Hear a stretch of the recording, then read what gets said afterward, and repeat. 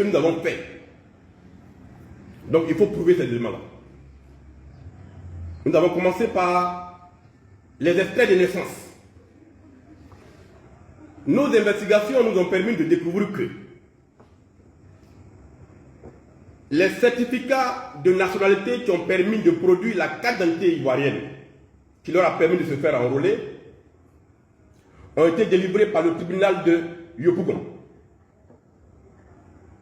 Ce qui est assez curieux, puisque les individus vivent à Tiasalé où se trouve un tribunal. C'est vrai que la loi autorise chaque citoyen de se faire délivrer un certificat de nationalité à travers le pays.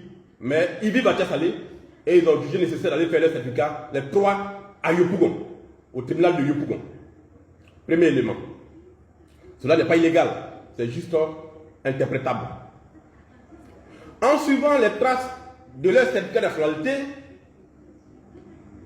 nous avons réalisé que les certificats de nationalité ont été réalisés avec la pièce d'identité d'une dame nommée Koulibaly Mariam, ivoirienne, née et vivant à Ndoussi. C'est la pièce d'identité de cette dame-là qui a servi à produire les certificats de nationalité auprès du tribunal de Yopougon.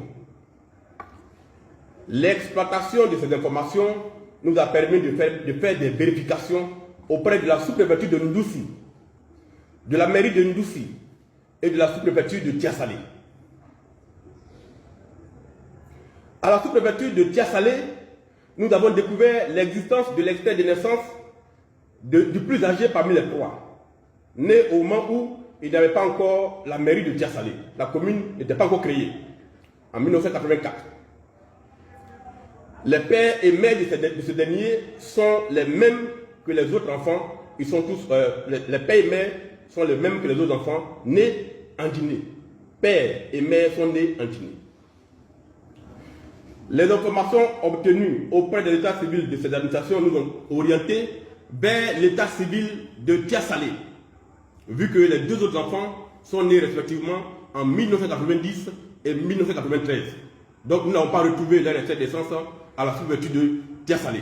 Et donc nous sommes allés maintenant à l'état civil de Tiasalé, mairie. Une vérification des registres des années 80 jusqu'à 93, 94, 95, 85, 95 nous a permis de découvrir beaucoup de choses. Dans les fiches de déclaration de naissance, ces deux enfants ont été déclarés par leur père et mère avec leur pièce d'identité guinéenne. Le père s'appelle MT. Il est né en 1956 à Kinyé Bakoro Sidiri, en Guinée-Conakry. La mère, du nom de MK, est née le 18 août 1967 à Maki Faraba Sidiri, dans la région de Kankan, en Guinée-Conakry. Le nom de la mère a fait l'objet d'une rectification administrative sous décision du procureur de Tiasalé en date du 26 mai 2010 qui a converti le cas en C. Toutes les autres mentions, date de naissance, lieu de naissance n'ont pas été modifiées. Donc le père et la mère sont nés en Guinée profonde, dans la région du Kankan. C'est bien mentionné. Comment donc les enfants de ces deux personnes ont pu devenir ivoiriens sans passer par la procédure de naturalisation si leurs parents sont guinéens? Les parents ont donc été certainement naturalisés. Nous nous sommes posé la question. Donc il faut vérifier si les parents n'ont pas été naturalisés. Pour avoir la réponse à cette information, nous avons fait des recherches qui nous ont permis à consulter tous les décrets de naturalisation signés par les chefs de l'État de Côte d'Ivoire de 1962 à 2023. Nous avons consulté tous les décrets de naturalisation de 1962 à 2023 pour voir si les parents n'avaient pas été naturalisés en cours de route. Ces recherches ont été infructueuses pour le père, la mère et les trois enfants, aussi bien dans la base de données des naturalisés de 1962 à ce jour que dans celle des étrangers qui ont acquis la nationalité ivoirienne par déclaration en application de la loi spéciale de 2013. Nous sommes allés encore plus loin. Nous avons étendu les recherches à la base de données des personnes qui ont acquis la nationalité par déclaration en application des dispositions initiales de la loi de 1961 prévoyant le mode acquisitif de nationalité avant sa suppression par la loi de 1972. Toutes ces recherches ont été infructueuses. Nous n'avons retrouvé ni les pères, ni les enfants sur aucun de tous les décrets qui ont été signés de 62 à maintenant. Et donc, nous avons pu affirmer que les parents n'ont jamais été naturalisés. Et par conséquent, leurs enfants ne peuvent pas devenir ivoiriens. Parce que même sur le certificat de nationalité qu'ils se sont procurés, il n'est pas mentionné le décret de naturalisation de leurs parents. Ce qui est clair. Alors, comment donc les enfants ont pu devenir ivoiriens? Nos investigations donc nous ont permis, je l'ai dit en haut, que c'est avec la carte d'identité d'une Ivoirienne qui vit à Ndoussi qu'ils sont devenus Ivoiriens. Leur maman est née en Guinée profonde, elle n'a jamais été naturalisée. Aujourd'hui, leur maman est Ivoirienne et elle est née à Ndoussi.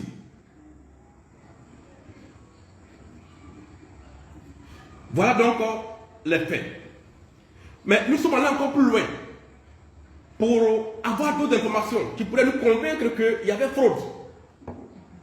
Et donc nous avons pris le cas de l'un des enfants qui est dans la ville de Tiassalé, quelqu'un de particulièrement arrogant, violent, qui n'a aucun respect pour les autorités politiques et administratives et qui insulte les chefs. Il est connu. C'est pour ça que je m'en vais donner les éléments qui nous concernent. Cet enfant-là, il est né à Tiassalé en 1990. Né de père et de mère guinéens. Il est resté guinéen jusqu'en 2022, avant de devenir ivoirien en 2023. Il a fait son cycle primaire à Tiassalé. Nous avons retracé tout ça. Il a fait son cycle secondaire au lycée moderne de Tiassalé, où il a eu le bac.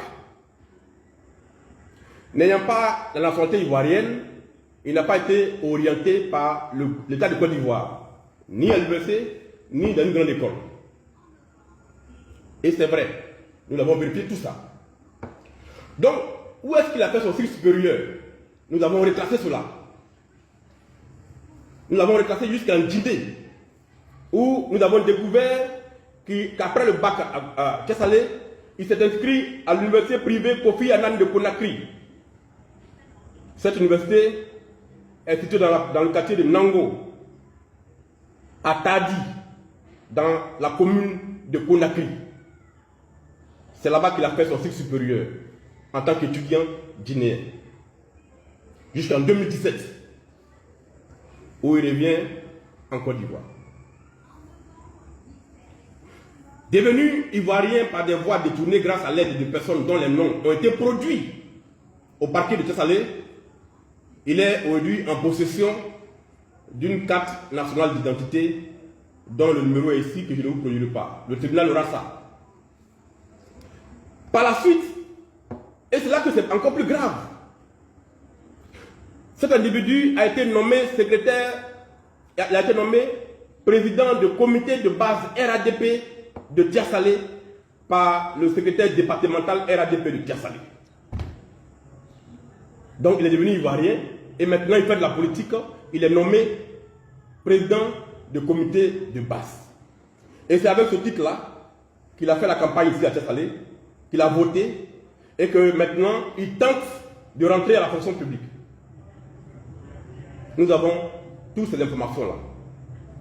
Et toutes ces informations ont été produites à la fois à la justice et au ministre de la Justice. Il n'y a eu aucune réaction. Enfin, dans quel pays on se trouve? Un officier de police judiciaire, un journaliste d'investigation, laissons même le titre de journaliste d'investigation.